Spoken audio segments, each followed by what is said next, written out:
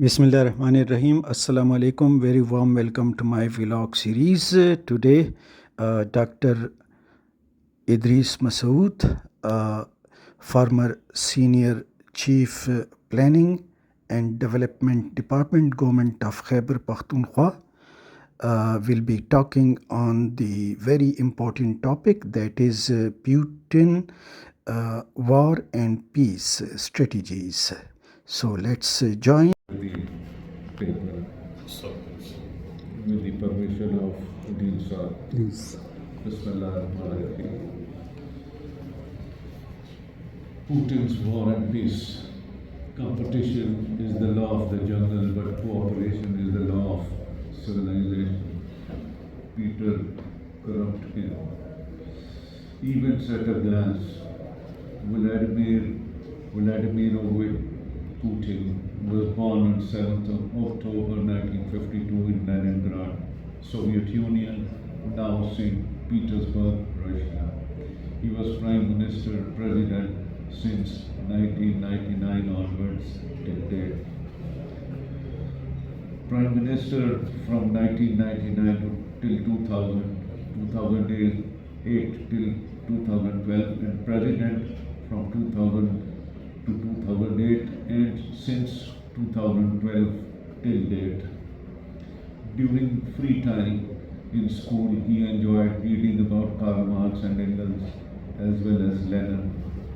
He studied law at the Leningrad University, graduated in 1975.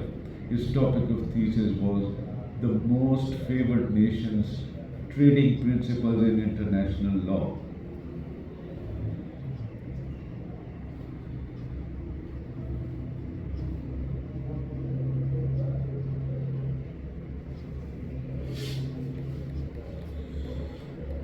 In 1997, he received PhD degree in economics at St. Petersburg Science University. Topic of his thesis was strategic planning of the mineral economy. In April 1997, he was promoted to first-class active state councillor of the Russian Federation, the highest civil service rank. In 1999, he was appointed as acting president of the Russian Federation by President Yeltsin. His popularity and rise is attributed to his image to control law and order and his steadfast approach to the Second Chechen War. From 2000 to 2004, he focused on improving the impoverished Russia. In 2004, he was elected as president for a second term till 2008. His tenure saw many upheavals. Soon he took up the national projects on priority like health, education, agriculture and housing. In his speech in 2007 at Munich Security Conference, he mentioned that a former NATO official had made metaphorical promises not to expand into new countries of Eastern Europe. Putin could not succeed for getting a third term as president in 2008. Medvedev took over as president while Putin was made the prime minister to benefit from his political prowess. Putin secured third presidential term in 2012.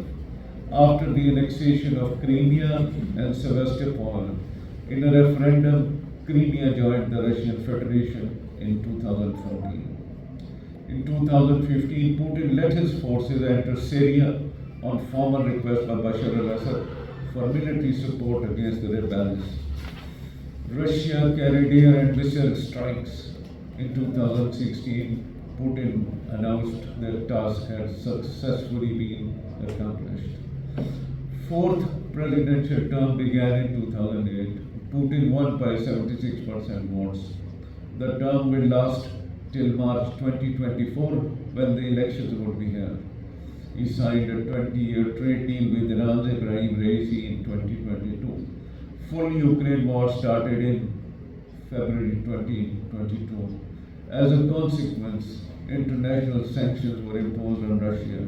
In September, Putin signed a decree through which annexed regions Donetsk, Luhansk, Zaporizhzhia, and Kherson Oblasts of Ukraine became a part of the Russian Federation.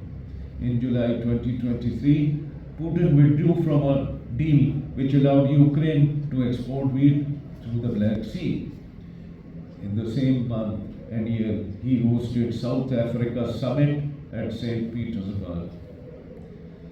Putin's War and Peace. Putin is the Lenin of the 21st century, and he must save Russia as did Lenin.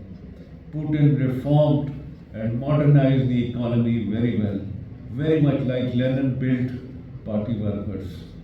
His tenure bears resemblance to the Lenin's period in this quarter, a century ago. The Syrian offensive well established Russia as a power that would fight wars off its borders as well.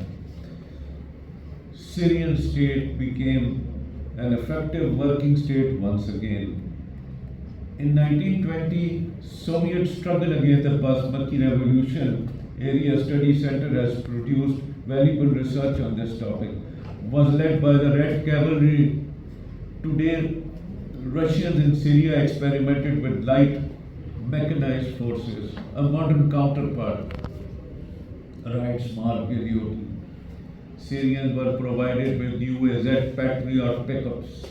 The impression that Russian army could not launch, maintain full-scale combat operations far from its border was dispelled. Spetsnaz brigade and Putin's fixation of 6 magic weapons mentioned by Gilliot is noteworthy. More so, he built the sea fleets, the brigades, ships, submarines, missiles like SS-28 Sarmat, super heavy intercontinental ballistic missile with 15 independently targeted nuclear warheads. Putin has been successful so far in his plan of creating a European economic split up with USA and Britain. As this situation post-Ukraine war demonstrates changes in foreign relations in the Middle East, the ex-Prime Minister UK Liz Truss's misfortune and unceremonial exit, the anti-Western stance taken by OPEC plus countries, successful no confidence against Kevin McCarthy, Speaker of the US Parliament, are unusual happenings after the Ukraine war the world never witnessed before. Europe is in turmoil. Reliance by USA on China's semiconductors industry is being slashed down. Allocations have been made to switch over partially to the industry in USA. Taiwan's semiconductor chip making is also in barbed crossfire because of provocations between the two superpowers. Putin has caused a heavy dent to the Western hegemony. The repercussions are seen in escalating tension in South China Sea, Straits of Taiwan, relocating industries in which the West is dependent on China. Putin's crusade is more an economic war, sending tremors throughout the world, especially Europe. All the right-wing governments in Europe are resisting migrants who are being detained as detainees. Soon after their detention, that they would be repatriated. Maltreatment meted out to them is very common, and media is showing it openly. The economies of USA, UK, and EU have become incompatible to each other as well as to the rest of the world. These are not getting along well as they used to. The Westerners call it the war of attrition. Critics call it a pet proxy war of the US, in which it has pumped $44 billion in aid to Ukraine so far. Full stop. The reality is, it's a full-scale ideological war from Putin's vantage point, and ideological matters cannot be resolved so easily. Putin says Russia's mission is to create a new world. He accused the West trying to create a new Iron Curtain with Russia. Europe is fencing off from us and creating a new iron curtain, Putin said. We are not the ones shutting the door, it's Europe that's shutting the door, he added. He further said, conflict in Ukraine was not a territorial one, and Moscow has no interests from the point of view of conquering some territories. Recently in Minsk, Russian foreign minister suggested a new security mechanism for the entire Eurasian continent. It's a step in the right direction as it will pave way for a multipolar world order with distribution of power equitably amongst region and countries.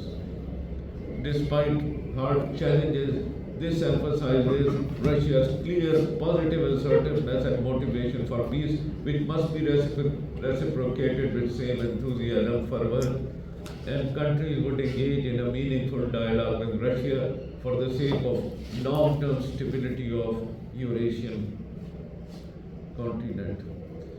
I see Putin's dream as a broader version of Lenin's new economic policy NEP, which encompasses the whole world. In this sense, his vision and planning has succeeded in strengthening Russia's economy even during the war while destabilizing Europe's immensely. EU imported record energy from Russia this year, 2023, the cost of which to Europe is euro 5.29 billion.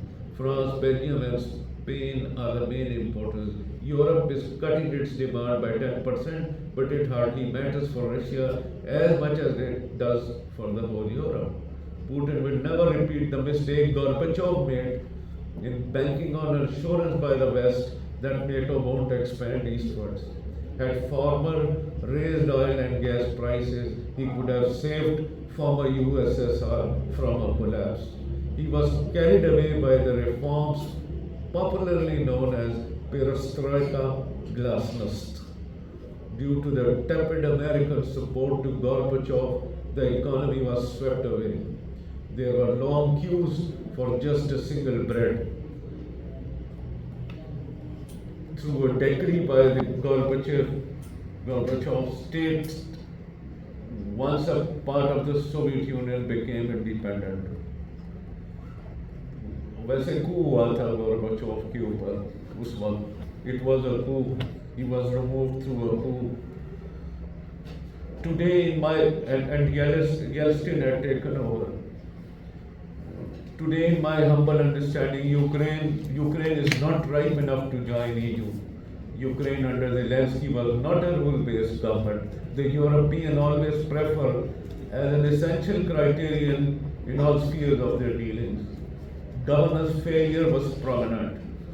Those who have joined EU would have been better off today by maintaining their independence with socialist prominence they once had the benefit of, instead of following shallow democratic virtues of the West. The logic and criteria joining EU by countries like Ukraine is foggy. The West has put Ukraine's EU membership and NATO's both on hold. The question why and how Ukraine's absorption in NATO gained precedence over its EU's accessibility also needs world's attention. Yet it was put on hold for the time being until the war is won by Ukraine. Now who knows who wins and who would be the loser? The country has been dragged into the war pretentiously. Russian ruble has lost a quarter of its value till date. The West says it's because of the sanctions weigh upon its exports, causing a deficit. The country faces a shortage of foreign currency. Business community is desperately after. Kremlin says it's a fact of life. It has nothing to do with the dollar. Soon the Russian ruble surged in value after controls were imposed by Russia recently. The recovery in value of ruble made was fast in the middle of oil price spikes and swings of geopolitical issues. Another achievement was Russia's debt to GDP ratio fell to as low as 15% in the second quarter of 2023. It's because of the snowballing effect of the Russian economy, weathering Western sanctions boldly and overcoming market volatility generated by the West. This was reported by the Central Bank of Russia. This proves Russia has successfully circumvented Western sanctions, reducing dependence on foreign aid. Another accomplishment is even the IMF, OECD, and the World Bank were compelled to raise Russia's economic growth forecasts as against sinking forecasts onset recession in the West, especially in France and Germany. The same organization keeps foretelling punctually. American politics are divided over supporting Kiev to fight Russia. A report from Reuters flashed on the 7th of October 2020 says Ukraine needs to decide what to do with its 20 billion of outstanding international bonds with a freeze on payment due to expire in August. The size and shape of aid to Ukraine is unclear, and the US Congress spending bill that did not include aid for Kiev has added to uncertainty. In a story by KPK, China and Russia ties aim at the global good. Putin tells Sochi Forum slams West for making an enemy out of everyone. He writes China and Russia are important factors for global stability. Russian President Vladimir Putin said he pledged to increase this security and economic cooperation will begin in face of confrontational and bloc-based Western order. While addressing an international forum in Sochi Tuesday, the 6th of October, he further said the West always forced others to accept their norms and rules. He said war would not last a week if the West stopped their military and financial aid to Ukraine, which now risked a cut amid growing division in the US Congress that saw the ousting of House Speaker Kevin McCarthy recently. NATO attempts to set up a liaison office in Japan has triggered strong protests from China. Putin praised expansion of BRICS as it challenges Western-led group of 7 bloc. Putin further said BRICS expansion is very important. It testifies to the growth of authority and most importantly the desire to join a format that does not oblige anyone but simply create conditions for finding compromises and resolving those issues in the solution of which all participating countries are interested. Putin said the article originally appeared in the South China Morning Post, the leading news media reporting on China and Russia. On Palestine-Israel war, Putin said Gaza siege is like Nazi blockade of Leningrad. Europe, USA stand with Israel. Russian President Vladimir Putin said Israel risked waging an unacceptable siege in Gaza, comparable to the Nazi blockade of Leningrad during the World War II, and called for mediation. Putin told journalists on a visit to Kyrgyzstan, "We understand what that entails. In my opinion, this is unacceptable. More than 2 million people live there." Putin renewed his call for negotiations and offered Moscow as potential mediator. Concluding thoughts. The Russian economy is stable so far. Russia's resilience in Europe is Europe's pain ever since the Ukraine war started and sanctions imposed on Russia. It has withstood sanctions and passed on their effects towards Europe as well as USA, as visible from the declining GDP and onset recession, especially in Germany and France. Still, there are challenges ahead. US political leanings favoring Israel unreservedly in the latest Israel-Gaza conflict has reinforced Putin's stance on Ukraine and his ideological struggle. Bonds typically rise during wars and recession because investors move their cash into safe haven.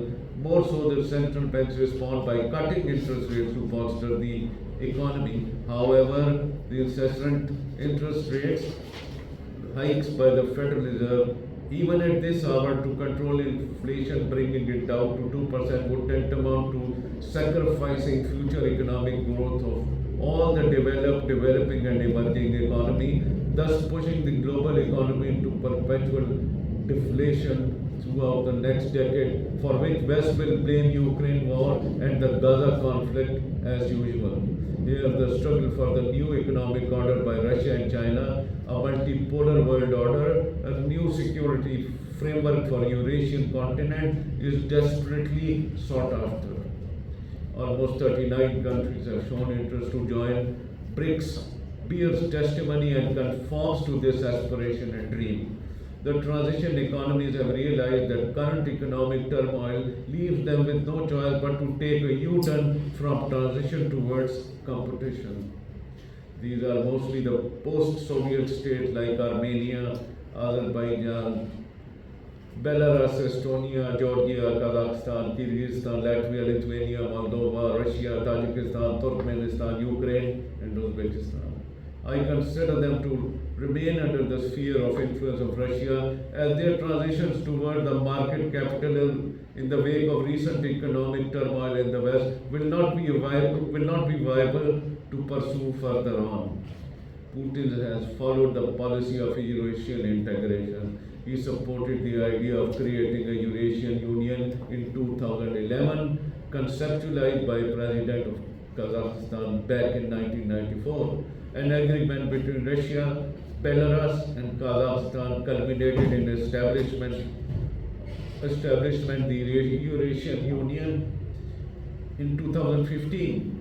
Mikhail Gorbachev said Putin has pulled Russia out of chaos at the end of Yeltsin years, and that Russians must remember that Putin saved Russia from the beginning of a collapse. Chechen Republic head Kadyrov said Putin saved both the Chechen people and Russia. Presently, Russian central bank went for the sixth rate hike to control inflation and keep ruble stable. The economic warfare Putin has unleashed over Europe, USA, and UK, if the Ukraine war continues for 20 years, will wreck European economy completely. China has planned to slash production of graphite. This will hit the industry all around the world. China's economy has started gaining traction. The quickly it regains control over the markets, the better for both China and Russia. Thank you very much.